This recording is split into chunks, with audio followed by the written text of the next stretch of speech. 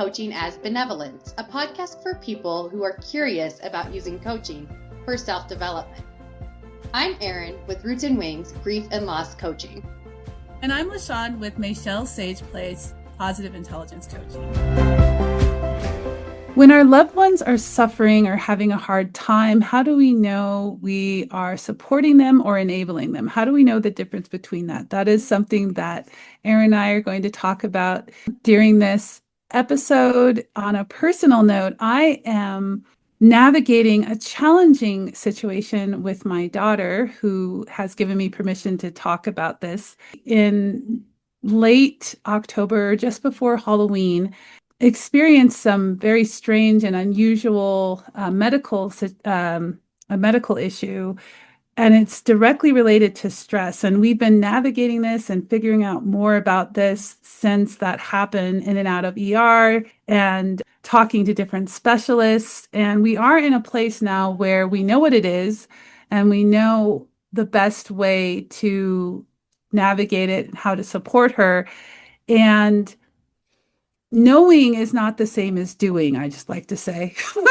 It's not the same. You may know how to do it, but how to execute it is another thing altogether, is what we're finding. And so I'm in this situation with my daughter where she is on the spectrum. She's high functioning, and she has what is they're called profile styles or something like that, that show up different ways, that certain personalities or certain, I would say, the way that they approach the world or the way that they navigate the world is different. And my daughter has what is known as persistent desire for autonomy, which the acronym is PDA. And there is another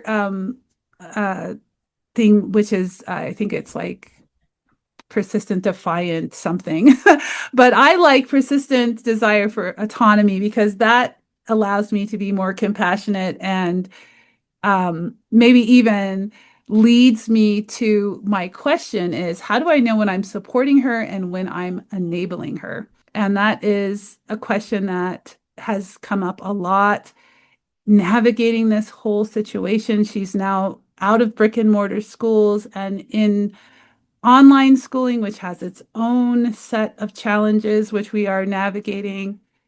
And I do often ask the question, am I supporting her or am I enabling her? So that is something that I've struggled with very recently. And I thought, hey, why not bring it to our podcast and see where it takes us? So, Eryn, what comes up for you as I'm introducing this topic? So I think for me, it's the recognition of all that you and your family are holding with this process, both your daughter, you, and the other people in your family. And just taking a minute to like take a breath and honor that, which is not easy and really complex. And so for me, I'm like, just okay, just a remembrance of breathing as a starting place. And this idea of enabling versus supporting is one that I came across mostly in the adult development theory lenses for often college students, and making sure that they have the support and the challenge to go through those developmental phases within early adulthood to then be able to be both autonomous, but also interconnected and interdependent in the world in which they live in. So my initial response at this point is like, okay, how does what your daughter is dealing with relate to some of those theories? And is there any opportunity for that to be introduced in conjunction with her diagnosis? On the other side of this, I would like to try a quick breath with you if you're interested in doing a quick coaching activity with Sure, me. sure. Okay. All right. So can you remind me, what was the exact way you worded the question you asked me? How do I know that I am supporting my daughter and not enabling her? Okay. So why don't you close your eyes, feel your heart beating, and once you are feeling your heartbeat, let me know. Okay. Okay, now imagine your heart expanding and slowing, and try to match your breath with that. The goal being that we get our hearts in alignment with our minds and our minds in alignment with our hearts, all through this intentional breath work. So I'm going to ask you the question that you asked me. How do you know when you're enabling someone versus supporting them? And feel free to answer aloud as you feel into your heart space. I know I am supporting someone when I'm not carrying the challenge that they're facing, and I am beside them. I'm not carrying them, and I'm not carrying the challenge. I am beside them in the challenge. I am showing that person that I believe in them, that I believe that they have the tools to get through, learn from, and survive the challenge that they're facing, and hold on to hope and be present with that person without taking on their challenge, and Yeah. showing them that I believe in them.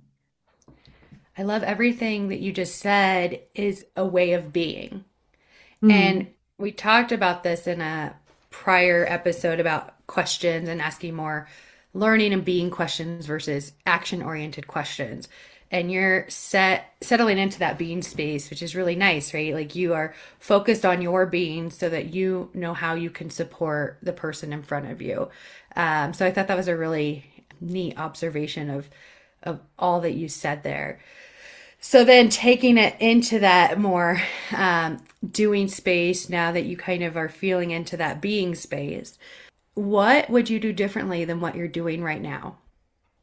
I would, I mean, breathe, because I don't think I've been breathing. So important. And we I've as been humans holding my forget it all breath. the time. Yeah, breathe, and just like taking that moment to really align my breathing with my heartbeat, and slowing down my heart rate. Because when you asked me to feel my heart, like feel my heartbeat, I'm like, oh my gosh, my heart is racing. I had no idea that my heart was racing. And then when you asked me to like imagine that my heart was expanding and slowing down, that was challenging, because I went in and out of feeling my heartbeat and going into my head and being like, oh my gosh, I can't feel my heartbeat. I can't feel my heartbeat. I'm like, okay, just breathe and let it, emerge. Because I struggle with feeling, or even hearing, like feeling my heartbeat is often something I struggle with. And so just taking the time to do that. And then I think what I would do differently is, you know, speaking from my inner wisdom, when you asked me that question, I often, as a mother, tend to want to carry my children, and I want to carry their burden. And part of it is because I feel responsible as their mother, and also there's outside pressures of, like, you know I hate to admit it, but there are outside pressures of what are people thinking of me as a mother when I have a daughter who is just floundering in school. And then I have my son is another story. I'll focus on my daughter, but both are suffering. Both are struggling a lot in school right now. And it is difficult to let go of the need to make it better, to make it not only better for them, but also better for myself. I mean, it is a selfish kind of motivation. Like, I want, healthy children in, mind and body and spirit. And there's just this impatience about it. Like, I want to do things differently so that when I look at my children, I see content and I see individuals that love themselves. That is what I want to see when I see my children. And right now that's not what I see, and it's heartbreaking. Yeah. Yeah, that's a lot. Trying to remember to breathe on top of everything you just said, right? Well, of course you're Yeah. not remembering to breathe. That's Of a course lot. I wasn't breathing that whole time I was talking, Eryn, to be honest. Hey, well, let's remember to breathe again. Yeah, and I think you speak with such wisdom and grace of holding the role as the mother of not wanting to see your children suffer and also still wanting to be effective in your day to day so that you don't carry that within you constantly. That's such a hard thing that many parents, I think, struggle with. But then when you have certain diagnoses, right, it can be even that much more challenging. So that concept of grace here for yourself, I think, is just in the coaching process so apparent and something to tap into consistently because you are doing your best and as the mother you have a lot of wisdom within you, so you know what you're doing even when it feels like you don't. Yeah. Yeah. So I know we're talking about acceptance and support, right? Acceptance and versus support, not acceptance. Oh my gosh. Enabling. But hey, Why did I say that? why did you say acceptance? That in itself is kind of like, interesting because we're talking about enabling versus supporting and acceptance. Yeah. That's interesting that came Yeah, up. maybe the thought, my brain subconsciously was like, okay, so I never believe in full on acceptance. I think it's too high a bar for people to get to. I believe in parts of acceptance and the other parts of receptivity. So I can accept this part and I can be open to this part. That to me feels aligned. And so, yeah, when we're talking about enabling, I think there is that level of that step of acceptance within ourselves that you just kind of articulated so well, where we both are open but also struggle to accept certain parts of it. And I think that continues to be a push pull throughout our lifetimes in different capacities, but it can be more acute in these like transitional periods where things are shifting and things are a bit more challenging. And so going into this enabling sphere, I want to take it back. I'm like, when do I feel like I was enabled? And what does that really mean? Like sometimes that can be a positive thing when people enable you to, I don't know, I just coached basketball this weekend, so win the basketball game or whatever. That means when we enable people in that way, we give them skills and tools and direction and all of those things. On the other end of it, when we talk about enabling in other areas, it can mean the opposite of that, right? It can be like, oh, you are taking away the tools and not giving them those supports. Da, da, da, da. So I don't know, like when you hear those two contrasting semi definitions of enabling, where are you at in these? Like what were you thinking when you brought this topic up today and as part of the word enable? When I think about enable, I think that is it's like, for example, the difference between giving someone a fish and teaching them how to fish. So if I give someone a fish and I don't teach them how to get that fish, or let's say I take them to the bank and of the river or whatever, or the shore, and I get out my fishing rod and I get those fish for that person and I give it to them and they only can get them from me, then that's an enabling aspect of just when they can get the fish themselves. And the other aspect of enabling is the belief in the person who's doing for the other person that they can't do it for themselves. I think that's part of enabling because I think the motivation, especially I'm going to take it back to the parent child, there is this sense that as a parent, because we've been on the earth longer than our children, that we can do it better or we can do it, um, even that we can do it and they can't. And so one of the things that I think about with enabling is in order to test whether or not I'm enabling someone is I often ask the rule. I use the iron rule. Is this something they can do for themselves? Is this something that if I weren't here, they would figure it out and they would do it, you know? So I asked that question. So enabling to me is taking away someone's power. It's the opposite of empowering someone. And so it's interesting that you would see, and that's another thing, like I don't see enabling as having any kind of positive aspects, but what you just said gave me pause because I'm like, oh, so that's a different way of looking at enabling. Because when I see what you were talking about is I see that as like empowering. And so it's interesting, uh, that difference there. But yeah, I definitely see enabling as an action one takes the person who's doing it for the person. So like doing it for someone when they are capable of doing it. And even if they're not capable of doing it the way you would do it or capable of doing it ideally in the best way, the important thing is that they are capable of taking the action and executing the task.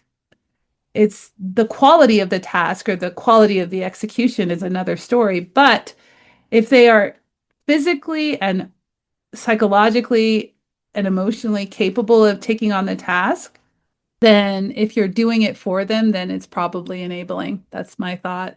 That's why I always ask myself, am I enabling my children? Yeah, I know it's so complex, especially as parents. And I think that support feels more congruent with the type of enabling that I was kind of talking about earlier on. Um, but maybe I'm just more curious about the story you brought today, too. Mhm. I know it's top of mind. And is there anything that you have seen that has been effective with your daughter when it comes to supporting her? What has been effective is because she has persistent desire for autonomy, I have to frame what I say, or I get to, I should say, I get to frame what I say in a way that is more collaborative than, and the power differential is a little different. And I think that how I was raised and I just think in the African American culture and the tradition of parent and child, there is a rule about parents and children, and that you are doing something wrong or you're doing a disservice to your child if you take a collaborative approach with child rearing. Children are to be put in their place. Children don't make decisions. You do not have a conversation with a child about whether or not we're going to do this or that. You do it and they listen. And if they don't listen, then there will be dire consequences or something like that. They'll lose something. They'll lose privileges. They'll lose, back in the day, they get a spanking. It was like, I'm the adult, you're the child. I know everything, you know nothing. You will listen. This is the way it is. And so because I was raised that way, and it was painful for me as a child to be raised that way. And as an adult, I am experiencing what it's like to be treated, like my opinion doesn't matter, as if my own sense of self or worth is not an issue, is not an issue, sorry, not a topic of discussion. You can't, from my experience as an adult, having been raised in that tradition, I had to teach myself as an adult that my opinions matter, that my needs matter, that I am worthy of love, that I am lovable, that I can just be myself. I don't have to perform. And I attribute that to the way that I was raised. Now, I know there's no blame there. But because I attribute my own emotional pain and suffering with the way that I was treated as a child, I cannot be that way to my children. And so I chose before I even became a mother that when I am a mother, I am going to be a guide. I am going to be a companion. I am going to listen to my children, and we are going to do this together. Now, hello, age appropriate. I'm not, I'm not going to treat them like they're adults. I'm aware of the developmental stages. I'm aware that, the frontal lobe is not fully developed until you're 25, et cetera, et cetera. I'm aware of all that. And so within reason, I collaborate with my children. And one thing that I found with my daughter is that coming from a place of, I see you, I'm meeting you where you're at, and these are things that need to be done. How can we do this together? And I'm letting you lead. I'm not going to take the lead because you know better than anyone else what works for you. Now, this is true of my daughter. She's very clear and she has high emotional intelligence. And so I'm meeting her where she's at, and I'm also respecting the fact that she really does understand what she needs and what works for her. So it's like, okay, how can we get you to do, how can we get this done? So you have this responsibility, you're in this class, you need to do this. What's doable for you? And that's actually been working. We started doing that recently when we noticed that she was really struggling with just getting started. So yeah, that's what's been working. And that was a long-winded answer with a lot of No, context. no. I mean, and even with that, I know there's more too. It just highlights the complexity of, um, being a mother and family member, parent, someone in this day and age. Yeah, it's a different level of complexity, and I view that as that's how the world continues to evolve. Like each generation is more complex, and so there's more maybe going on emotionally and mentally and all those things because of the complexity of the world we're in. And that's why I think outdated parenting habits may not work very well with newer generations, but that's just me talking as a person and not a professional. I don't specialize in that piece, but it is interesting because I can see how parents who are in a similar situation as you could really benefit from coaching Mhm. or having a thought partner that's not strictly like a psychotherapist, but a little bit of a different type of relationship, a collaborative relationship in that way to work through both the thinking and the emotions and what's going on internally for both the parent and the child, but also what's going on externally, right? Like there's so much embedded racism, for example, or, different types of systems that exist that are just not equitable. So, how do you navigate that when you're dealing with all these other things? And it just highlights, I think, that some of these challenges require a collective effort toward outside of the families to make things better for everybody. So, I don't know. That wasn't really coaching. Yeah. Yeah, but I do want to speak to the value of having a thought partner and a coach because I think another thing that I struggle with as a parent who is coming from a tradition of you just tell your kids what to do and that's the best thing that you can do for your children. You're failing your children if you don't take that authoritarian stance with your children. And I'm bumping up against that with my mom because we have very different parenting styles and I can see the frustration and I can see how difficult it is for her to let go of that control and not be able to have any say really in how I raise my kids. And she's seeing all of these like red flags and she's like really it's very frustrating for her. And I respect that and I understand that.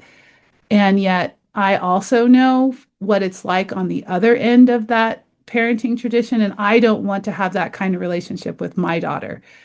I want her to feel like I'm a person who respects her, who sees her, and I want her to feel seen when she's with me.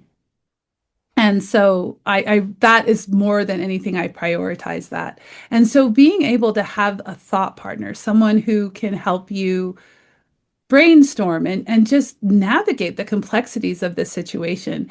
And the thing about coaching that I think is so nurturing and also empowering is that you are equal with your coach. It's not your coach as an authority telling you how to do and how to be. Often a patient relationship or therapist client relationship is the power differential is very different from the power differential or there really isn't one in coaching. In coaching, the coach is your guide, the coach is there being curious, the coach is there championing your goals and what's in your best interest. And you're navigating that together. And to have that space to explore what are some of the things that are good about this traditional way of raising your kids? What are my blind spots? And so having a thought partner like a coach to navigate and explore these, choppy waters, I would say, is I mean a great resource. And I recognize that that would be something that I would definitely want to explore in a coaching partnership, because right now I might have a little bit of what my daughter has, the persistent desire for autonomy and wanting to like have an equal partner. That is Yeah. something that coaching offers. When you said resourced, a kind of light bulb went off in some ways, in that like resourcing is a really effective tool sometimes, that's outside of the individual. Because in coaching, we often put a lot on the individual to navigate something a little bit differently or to perspective shift. But there's also this other idea that there are resources that can come in and support rather than enable. So how do you get through, what is supportive, what is enabling? And I think that's a real trick as a parent, right? Because, okay, my resources that I'm going to provide you I'm saying this to my own child right now in my head, time, if you need counseling, all the basic needs but also like maybe I'll provide you an additional social and emotional class, or maybe I'll give you all of these things, whatever it may be that relates to the challenge at hand. And I think that sometimes those resources can make a profound impact, but also on the other end of it, like when does it cause enabling, right? Like that's a big challenge, I think, that many parents face, and it's hard to know. And then the other thing too, we have so much more language for all the different things going on in our lives today. And so it is empowering often to the child and the parent to be able to have some common language that makes sense, instead of not having like a common language where I think makes things a little more confusing. And so one of the things, just having common language, right? I think that's a supportive technique. Can it be enabling at some points? Possibly, but common language as itself is not only a supportive technique in your situation, but in all the different coaching situations that I've seen, even in grief, right? Having the language that we can share to talk about grief in a way that is not the same as it was talked about 50 plus years ago. So I don't know. I think that language is a huge benefit in a lot of ways in how we have those conversations. And then the other thing I'm thinking of, like persistence and like going through the ups and downs with the whole situation and being persistent is something that shows up in coaching and is supportive. And it also needs to not only be supportive to the person that is getting the support, but also that persistence needs to be supportive to the person giving the support. So it's also like this twofold: how do we support the caregiver and how do we support the individual? And persistence can come and go in waves and look a little bit different, but I think giving that permission to have those ups and downs and have those challenges, I think is potentially another way to support. There's a level of humility in that, a level of compassion, and just giving the whole situation and one another grace. So those are a couple things that I keep kind of thinking about when we thinking about, okay, what is support versus what is enabling. And then the other thing with support is knowing where our role ends and where someone else's role begins, and how those can work together as well. I know I always want to take on all the roles, and that leads to burnout on my end, or it leads to confusion, right? So how is there clarity of roles, and how is that a tool that is then used for support? versus enabling. And so I think that can be a really helpful tool when families are dealing with various situations that there is a clear understanding of roles and there's communication around that, right? And communication in all of this seems to be one of the key pieces to providing support and and I think that leads back to where you started from with your way of being and the way that you are and the way that you show up. That in itself is support. When you probably don't even have to think about that or think about that, that's another layer of support that you're automatically providing. So when you start to untangle a lot of these situations, there's so much to them.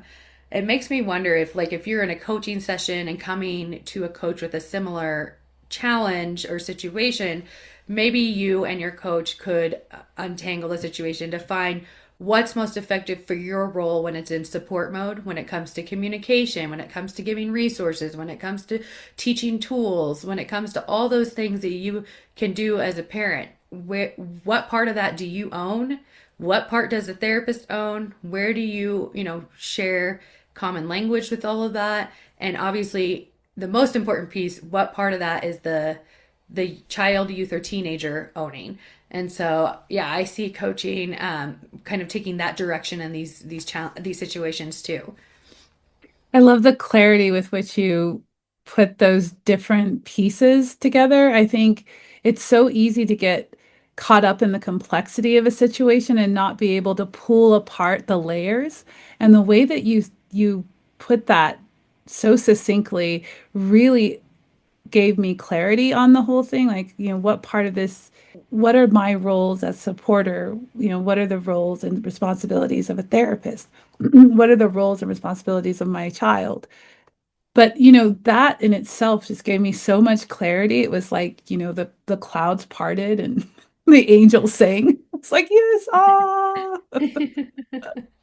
Thank Yes. you. That was great. And it's a great example of how coaching brings clarity to so many situations. Sitting down with a coach who can step back in a way that you may not be able to, especially since there's a lot of emotion involved and there's so many things involved in parenting. It's such a rich and complex relationship, probably richer and more complex than any relationship I have in life. My relationship with my kids is just so deep, and there's so many things related and so many things that are part of that.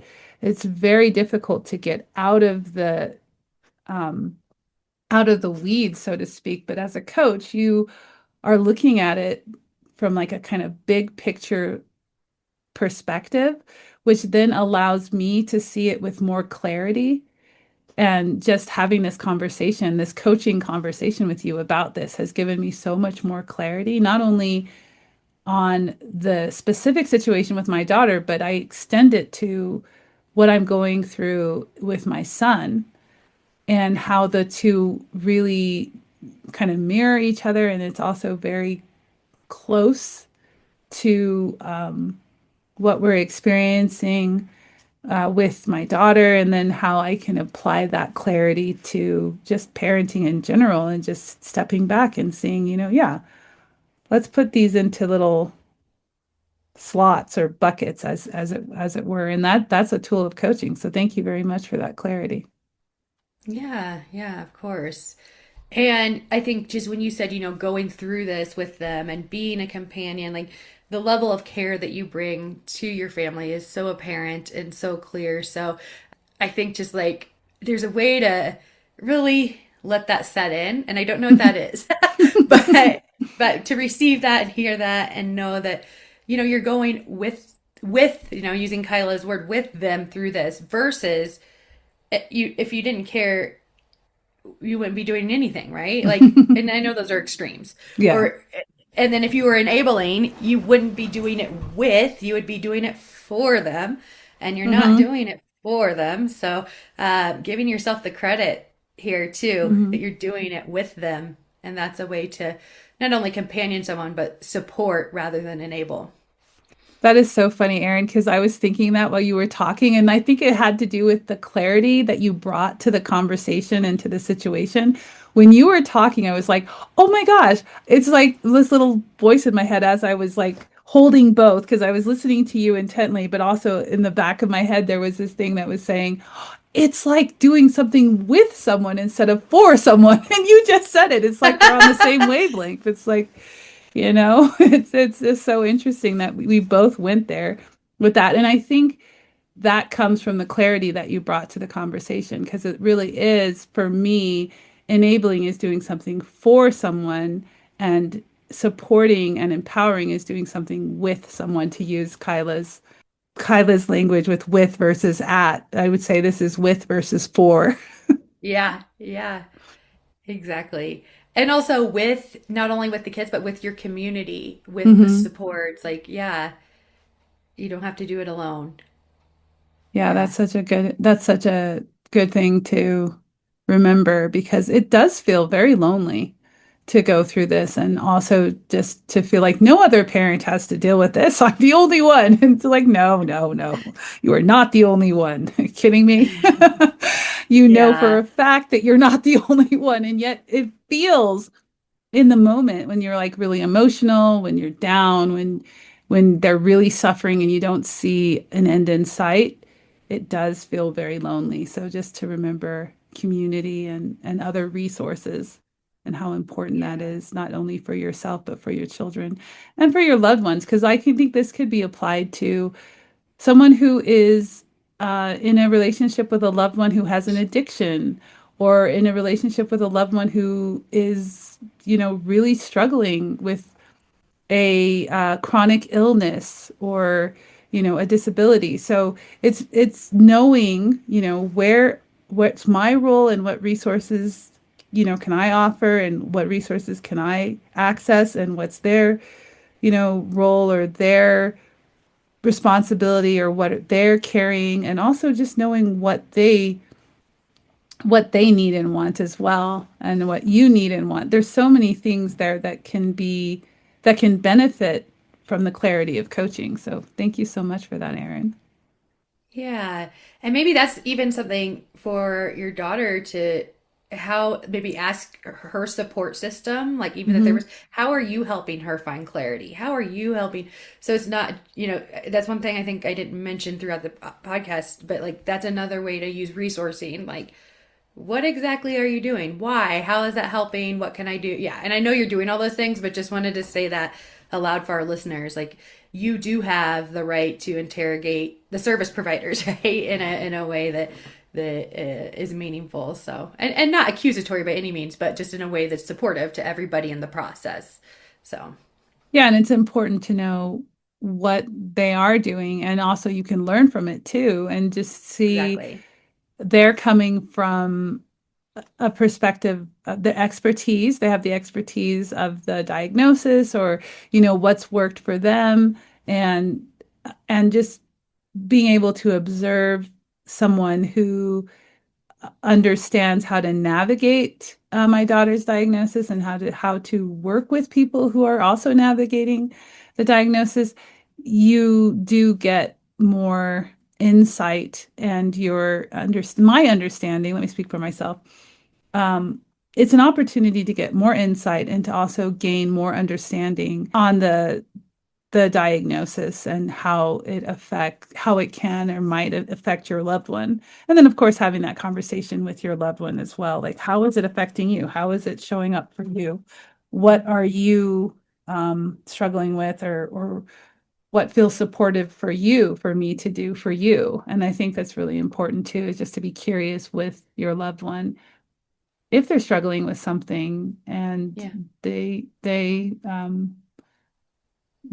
they are experts in their own life. I really believe it. And just I take that principle from coaching, that our clients are experts in their own life. I feel like everyone is an expert in their own life. They're the only ones inside their brain, and inside their mind, and their heart, Right. and their spirit, and they're in their life, and they feel things and see things that we cannot feel or see. And so, to even assume that you have any more knowledge, or even if you are an expert in the diagnosis, you are not an expert in how that person is feeling and how that person is experiencing the diagnosis. So I really am adamant about keeping that in mind. I do not know, I cannot know, I cannot understand, but I can support and I can be present with you.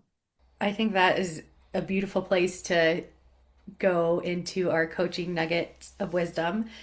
And I guess for me, the nugget of wisdom that I gleaned from this conversation is it is helpful to take not just like a 10-minute conversation with someone, but spend a whole hour and really go deep into some of the supports and some of the enabling that's going on to kind of use that space to find more clarity, because these are complex conversations.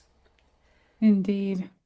My coaching nugget of wisdom really goes back to the beginning of this. I think it was so needed to have that space to breathe and to listen to my heartbeat and to do that, was that heart math that you suggested that we do.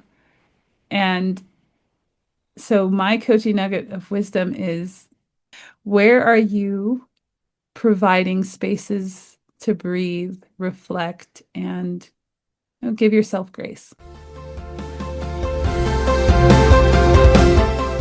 Thanks for joining us for Coaching as Benevolence. I'm L Shawn with Michelle's Sage Place, Positive Intelligence Coaching. And I'm Eryn with Roots and Wings, Grief and Loss Coaching. Have a benevolent day.